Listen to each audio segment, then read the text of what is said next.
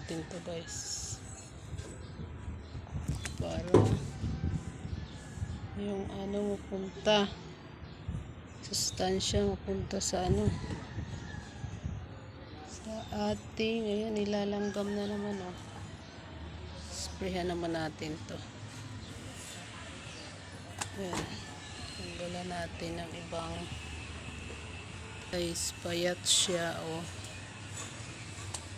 payat. Ko alam ba't namayat siya, dahil siguro sa mga langgam oh, dami langgam.